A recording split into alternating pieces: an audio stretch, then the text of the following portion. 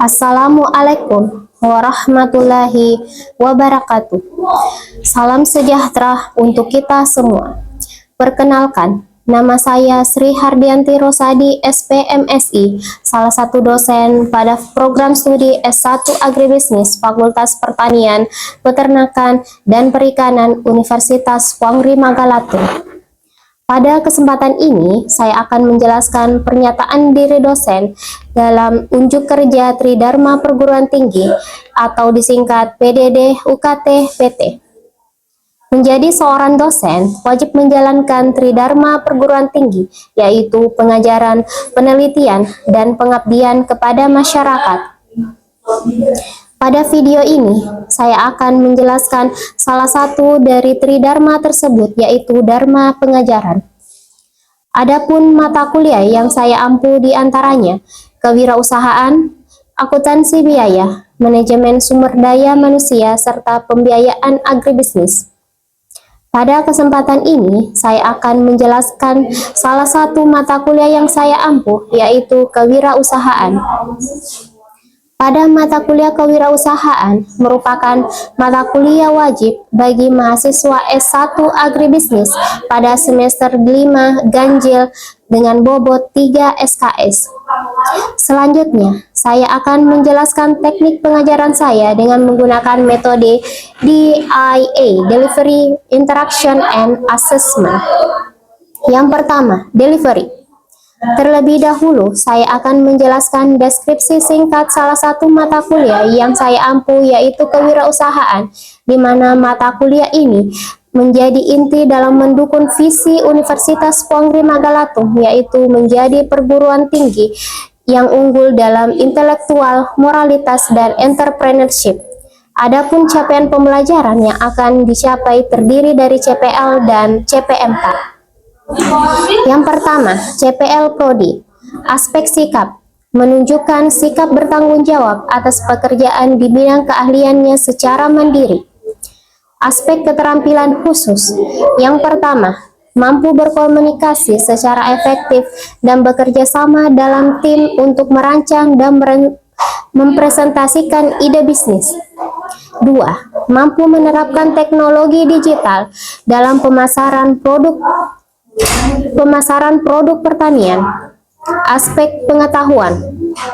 1. Mampu menguasai konsep, prinsip, dan teori kewirausahaan serta model bisnis dalam pengembangan usaha agribisnis yang berkelanjutan.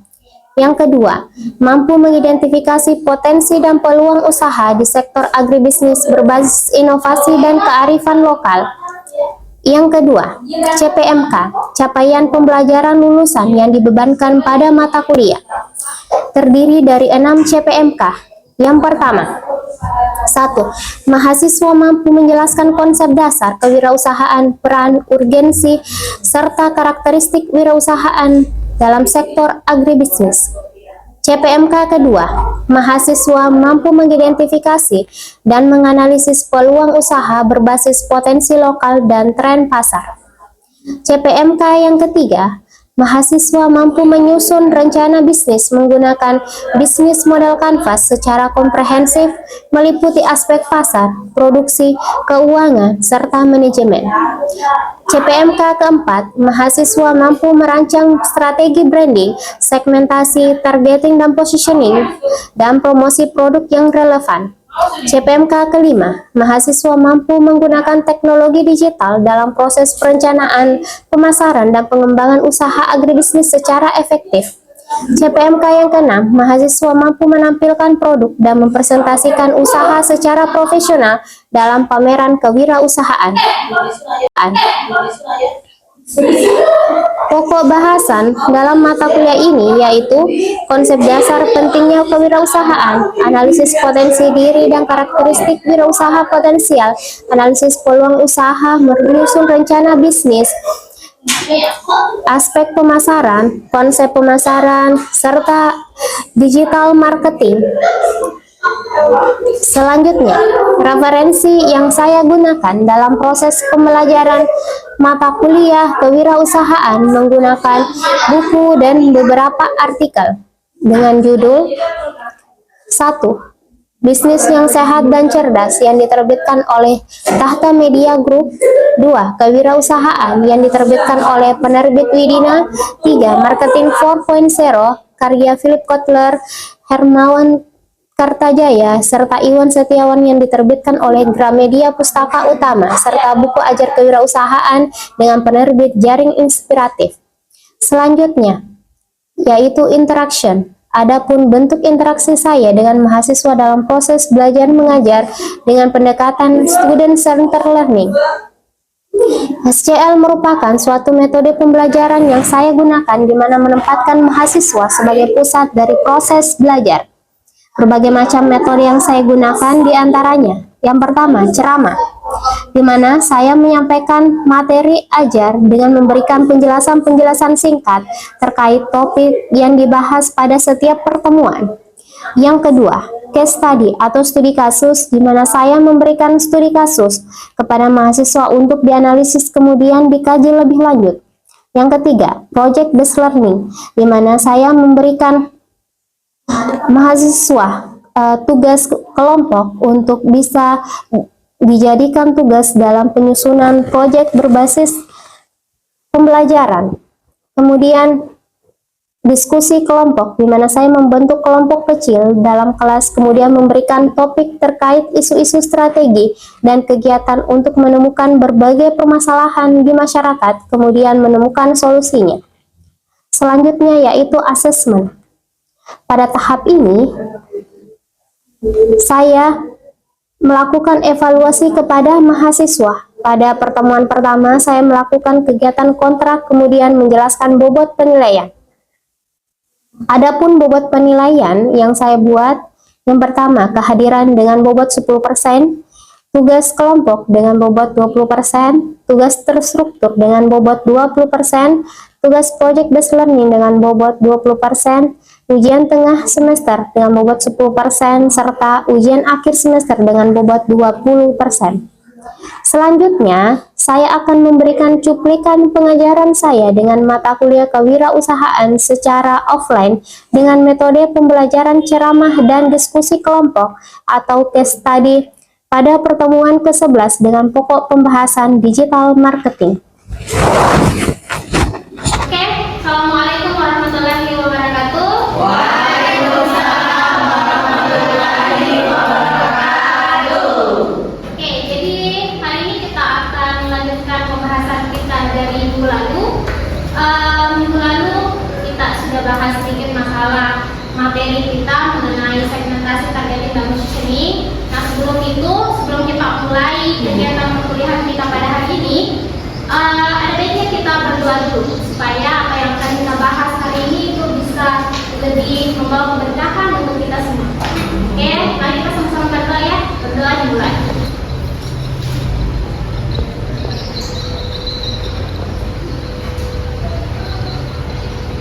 Selesai.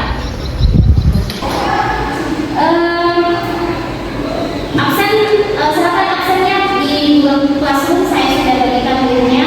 Silakan semuanya absen dulu sebelum kita lanjut ke materi kita pada hari ini. Oke, semuanya sudah absen? Oke. Jadi ini adalah beberapa buku yang kita gunakan di mata kuliah kewirausahaan, terutama pada materi buku ya, digital marketing. Jadi ada 3 buku yang saya gunakan di materi yang ke-11 ini. Yang pertama adalah Marketing 4.0. Ini adalah salah satu buku pemasaran di mana pemasaran ini banyak sekali materi-materi di kewirausahaan yang bisa kita adopsi di materi ini. Kemudian ada juga buku ajar dari bisnis strategi inovasi dan kelanjutan. Ini adalah buku yang saya nulis sendiri.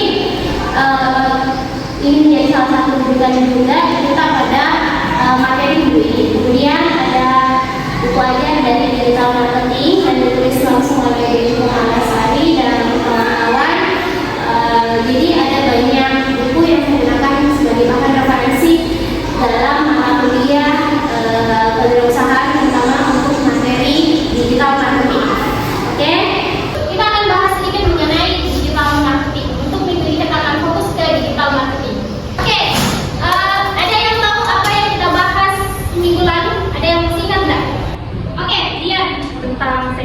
pasar.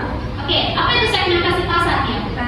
Membagi pasar yang luas menjadi kelompok yang lebih kecil dan homogen, misalnya berdasarkan karakteristiknya, misalnya demografis, psikologis, ataupun perilaku. Oke, aplaus dulu untuk teman. Next, kita lanjut dalam pertemuan pertama. Saya sudah bahas kepada kalian bahwa di rencana pembelajaran semester yang telah saya jelaskan kepada kalian ada beberapa CPMK dan sub-CPMK yang kita akan lakukan dalam satu semester. Nah, untuk minggu ini kita masuk ke dalam sub-CPMK yang 9, yaitu kalian mampu mendeskripsikan pentingnya digital marketing dan tipe-tipe dari digital marketing. Jadi, dua poin penting yang akan kita bahas minggu ini itu adalah kalian mampu mengetahui apa sih digital marketing itu dan tipe-tipe dari digital marketing. Jadi, mungkin adalah minggu ke-11. Kemudian, mungkin kalian sudah tahu atau pahami secara bersama-sama bahwa digital marketing itu apa sih? Tahu apa digital marketing itu? Ada yang tahu? Oke, ini Nur Safika. Digital marketing adalah cara mempromosikan atau memasarkan suatu produk yang biasa lewat internet atau media digital seperti HP, komputer, dan media sosial. Oke, bagus. Nah, jadi kalau kalian lihat secara bersama, digital marketing ini itu adalah salah satu pendekatan yang digunakan untuk menarik konsumen. Jadi bagaimana cara konsumen ini bisa tertarik terhadap produk yang kita jual, sehingga mereka bisa membeli produk-produk yang kalian buat di selaku sebagai sebuah perusahaan. Jadi salah satu alat teknologi atau alat pendekatan yang memanfaatkan digital marketing. Jadi memanfaatkan yang namanya teknologi digital untuk menarik engagement konsumen, kemudian interaksi konsumen serta value yang ingin diberikan kepada konsumen. Jadi itu pengertian dari digital marketing. Oke, ini ada beberapa manfaat utama dari digital marketing. Kalian bisa lihat di atas, ada banyak sekali manfaat utama dari digital marketing. Yang pertama, jangkauannya luas secara geografi. Jadi digital marketing itu kalau kalian perhatikan, dulu itu jangkauan pemasaran dalam digital marketing ini sudah sangat berbeda dengan pemasaran yang sifatnya konvensional. Kenapa? Karena pemasaran yang sifatnya konvensional itu hanya bisa melakukan personal selling pada orang-orang yang ada di sekitar lingkungannya. Tetapi kalau sudah memanfaatkan yang namanya digital marketing, kita sudah bisa memanfaatkan orang-orang yang ada di luar daripada lingkungannya kalian. Jadi jangkauannya sudah luas. Ada 3 tipe dari digital marketing. Yang pertama, digital marketing yang pertama adalah content marketing. Mungkin kalian sering mendengar yang namanya content marketing. Kalau bicara masalah content marketing, berarti kita memperbaharui atau menggunakan konten-konten yang menarik untuk bisa menarik konsumen. Jadi content marketing ini juga sangat penting dalam hal digital marketing. Kemudian ada email marketing. Email marketing juga salah satu tipe dari digital marketing yang banyak diterapkan di perusahaan-perusahaan besar. Mereka menarik konsumen dari penggunaan email-email yang berbau brosur-brosur atau promo-promo yang dikirimkan kepada pelanggan-pelanggannya.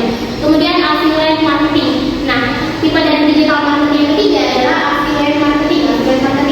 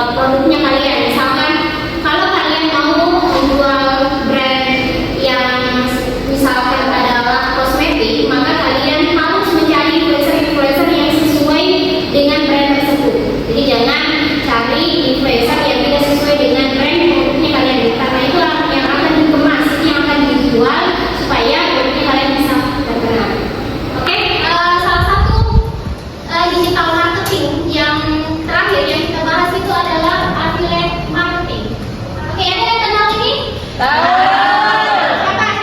Akila. Oke, Akila.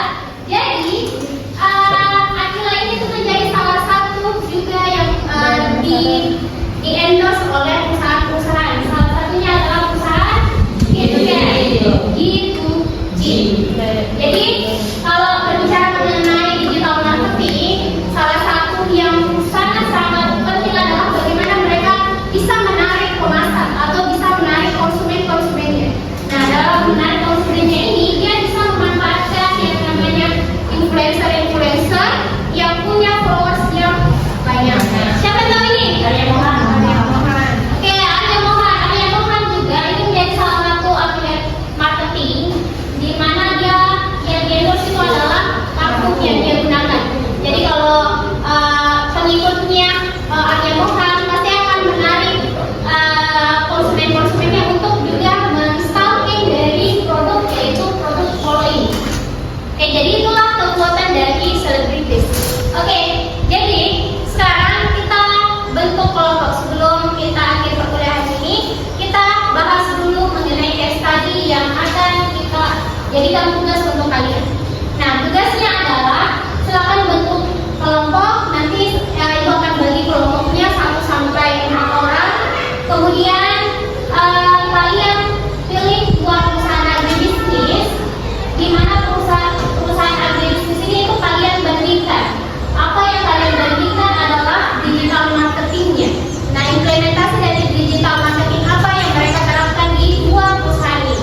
Jadi silakan pilih 2 perusahaan, di mana 2 perusahaan ini itu kalian akan bandingkan, oh penerapan dari digital marketingnya itu seperti ini di perusahaan A, kemudian di perusahaan B itu seperti ini. Oke, ada pertanyaan? Oke, tidak ada. Oke, jadi kita bentuk kelompoknya. Jadi menghitung dulu dari Fatih. 1, 2, 3, 4, 1, 2, 3, 4, 1, 2, 3, 4, 1, 2, 3, 4. Oke, jadi angka 1 berkumpul dengan temannya yang nomor 1, angka 2 berkumpul dengan teman-temannya di angka 2. Begitu pun juga dengan 3 dan 4. Oke, ini kelompok 1, kelompok 2, kelompok 3 dan kelompok 4. Oke, bagi dulu tempatnya.